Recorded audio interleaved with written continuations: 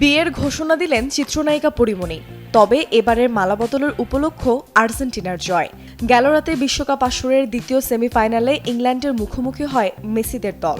খেলা শুরুর আগে নিজের ফেসবুক পেজে পরীমণি ঘোষণা দেন, আর্জেন্টিনা জিতলে আবারও বিয়ে করবেন তিনি।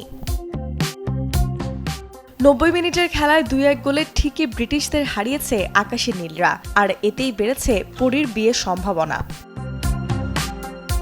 অভিনয়ের পাশাপাশি জ্যোতিষ শাস্ত্রে যেন পারদর্শী আরেক চিত্রনায়িকা পূজা চেরি। খেলা শুরুর আগেই তিনি স্ট্যাটাস দেন, ইংল্যান্ডকে 2-1 গোলে হারাবে আর্জেন্টিনা। হয়েছেও তাই।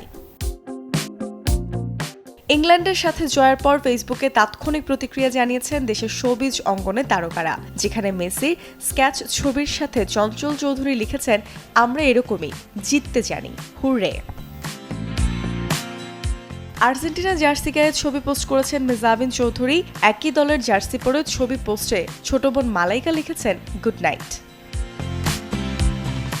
10 নম্বর জার্সি পরে ছবি পোস্ট করেছে তটিরি, দিয়েছেন দুটো ভিক্টোরি সিম্বল।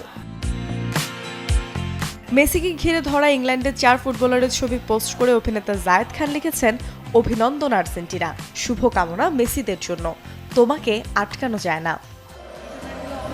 আমার বাসার অ্যাপার্টমেন্টে সকলে খিচুড়ি খাচ্ছে।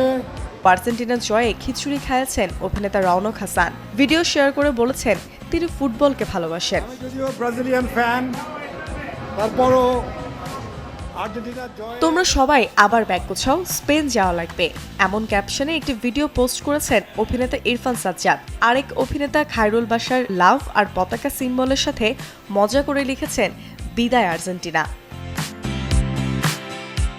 জয়ের পর ভিডিও বার্তা দিয়েছেন সঙ্গীতশিল্পী বালাম, যেখানে ক্যাপশনে লিখেছেন, সো হ্যাপি আর্জেন্টিনা। আর্জেন্টিনা মানে ফাইনালি ফাটিয়ে ফেললো। এই যে বসুন্ধরার অবস্থা, সবাই ফুর্তি করছে, বৃষ্টি হচ্ছে। এদিকে নিজের গানের লাইন যোগ করে কণ্ঠশিল্পী কর্নিয়া গেয়েছেন গান।